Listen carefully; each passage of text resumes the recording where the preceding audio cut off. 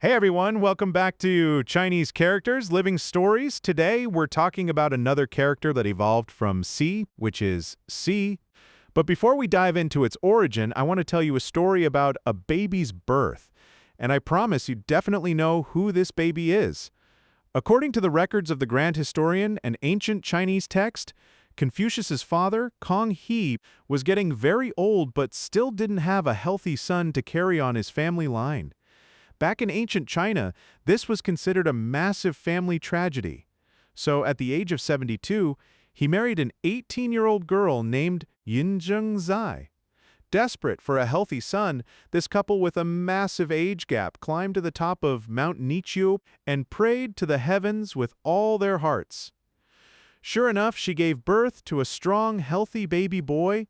To thank the heavens for answering their prayers on Mount Niqiu, they named the baby Chu, meaning hill, and gave him the courtesy name Zhongni. And that baby grew up to be Confucius, the greatest teacher in Chinese history. Now you might be wondering, what does the story of Confucius's parents praying for a baby have to do with today's character, C worship? Well, check this out. It all connects beautifully. Today, when we think of worship or sacrifice, we picture grand, solemn, and mysterious rituals. But 3,000 years ago, the oracle bone script for worship actually evolved from the character Si, meaning infant. As we discussed in our previous videos, that character represents a fetus, or a swaddled baby. So the ancient concept of worship actually carries a beautiful sense of tenderness and gratitude. The oracle bone version of Si worship has two parts. The first part is Shi pronounced sure, which represents the altar or the divine. The other part is that cute little baby symbol, Si infant.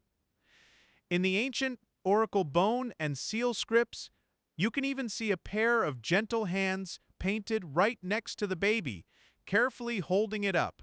So the original meaning of this character was never about some massive, complex state ceremony. It literally meant parents holding their newborn baby, standing before the divine, praying for protection. So the story of Confucius's parents praying on Mount Niqiu and giving thanks after his birth, that is the perfect living manifestation of this character. In ancient times, with primitive medicine and high infant mortality rates, every baby's survival was a miracle. Facing a fate they couldn't control, all parents could do was hold their most precious newborn in their hands, present them to the heavens, and pray for the divine to guide and protect their tiny hands. This profound love and reverence for life has been passed down through this character for thousands of years, all the way to today. In Taiwan, people still practice the San Chow, pronounced San Chow, or third day ritual. On the third day after a baby is born, the grandmother will carry the newborn to a temple to pray for the god's protection. And in Guizhou, among the Buye, pronounced Wahi ethnic group, during the full moon of July or August, families bring their infants to a sacred festival. They hold an infant ritual, much like a traditional blessing or full moon celebration, praying that their children will grow up to be strong warriors.